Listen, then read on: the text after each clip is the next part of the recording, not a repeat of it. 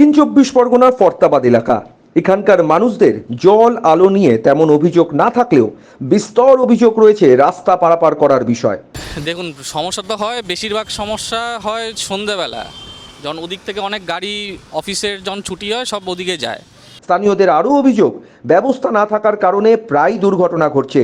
এই রাস্তা সংলগ্ন এলাকায় রয়েছে স্কুল। পুলিশকে অনেকবার জানানো হয়েছে যে সিগন্যাল এখানে একটা করার জন্য, কিন্তু পুলিশ তো সেটা শোনেনি, দিয়েছে ব্যারিকেড। ব্যারিকেডে আর কতক্ষণ ওই হয়, গাড়ি বাইকওয়ালা বেশিরভাগ যে স্পিডে এখান দিয়ে যায়, প্রায় সময় প্রত্যেক মাসেই একটা না একটা কিছু অ্যাক্সিডেন্ট এখানে হয়।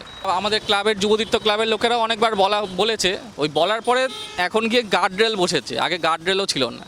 ছাত্রছাত্রীদেরও এই রাস্তা পারাপার করতে হয় যথেষ্ট প্রাণের ঝুঁকি নিয়েই। সকাল থেকেই এইখানে হচ্ছে কি কন্টিনিউ গাড়ি, আর বাইপাসে বিশেষ করে সন্ধ্যাবেলা আর এই 10টার দিকে স্কুলের ছেলেরা পর্যন্ত পারাপার। আমার ছেলে তো স্কুলে যায়, ওকে ছাড়ি না তো বাইপাসের জন্য। আমি নিজে দিয়ে আসি, নিজে নিয়ে আসি। স্থানীয় বাসিন্দা থেকে শুরু করে নিত্যযাত্রীদের একটাই অভিযোগ, বারবার পুলিশের দ্বারস্থ হলেও সিগন্যাল, পুলিশ বা সিভিক ভলেন্টিয়ারের তরফে কাউকে রাখা হয়নি রাস্তা পারাপারের জন্য। এই মুহূর্তে আমরা রয়েছি দক্ষিণ চব্বিশ পরগনার ফরতাবাদ এলাকায়।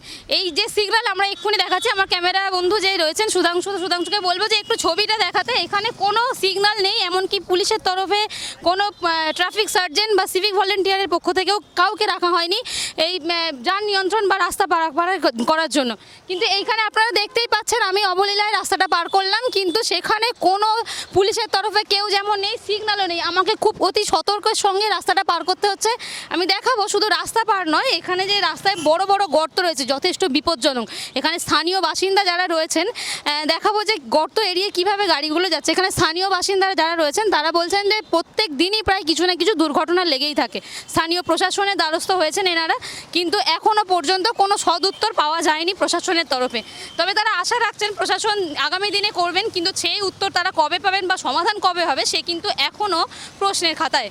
এ বিষয়ে আমরা স্থানীয় তৃণমূল বিধায়ক ফিরদৌসী বেগমের সঙ্গে যোগাযোগ করার চেষ্টা করলেও তিনি কোনো প্রতিক্রিয়া দিতে রাজি হননি। ক্যামেরা সুধাংশু দাসের সঙ্গে মহুয়া দুয়ার রিপোর্ট, ভারত টিভি, দক্ষিণ চব্বিশ পরগনা।